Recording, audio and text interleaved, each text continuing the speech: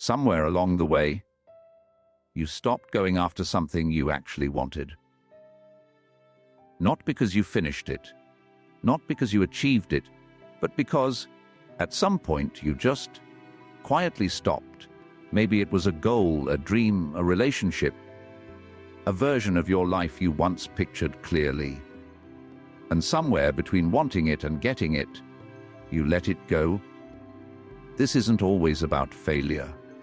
Sometimes people give up on things they were fully capable of achieving. And today, we're going to look at why that happens, more often than most people admit. Let's start with something important to understand right away. Giving up rarely happens because someone stops caring.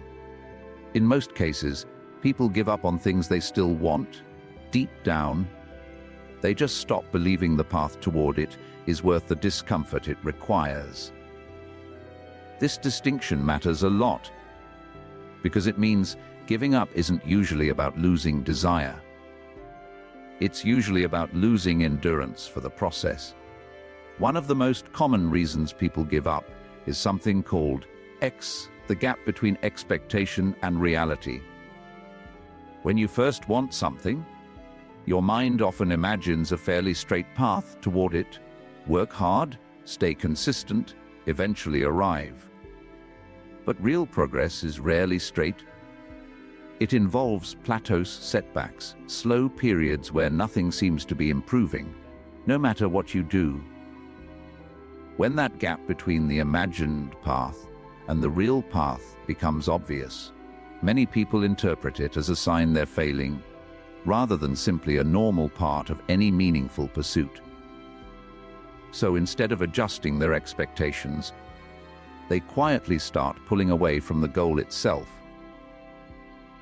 There's a deeper psychological reason connected to this: fear of continued disappointment. For some people, the pain of trying and still not succeeding, repeatedly, becomes harder to tolerate than simply not trying at all. This isn't laziness. It's a protective response. If you stop pursuing something entirely, you also stop the possibility of failing at it again. Giving up, in this sense, becomes a way of avoiding future pain, not a rejection of the goal itself. This is why some people who seem to not care anymore about something often cared more than anyone realized. They simply reached a point where continuing to try felt more painful than letting go of. There's another factor that quietly shapes this pattern: some identity protection.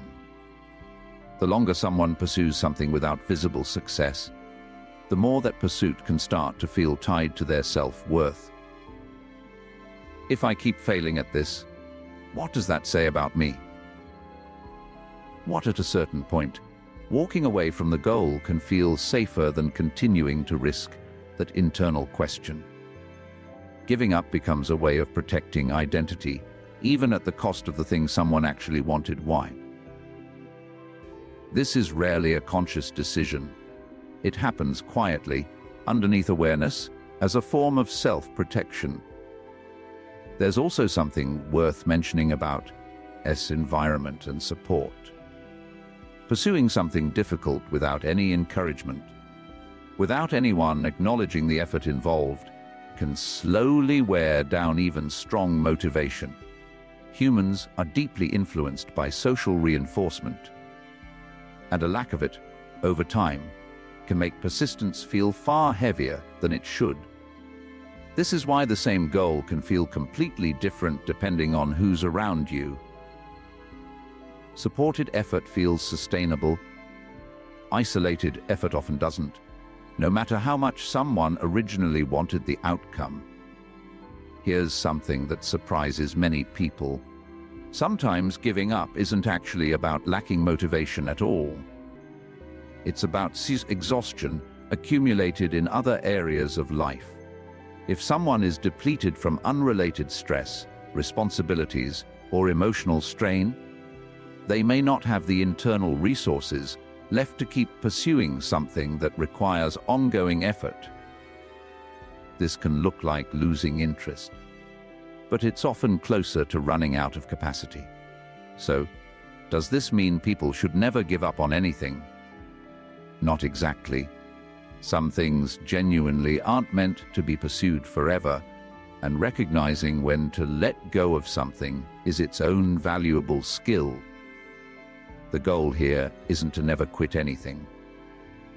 It's understanding the difference between letting go with clarity and giving up out of fear, exhaustion, or unprocessed disappointment.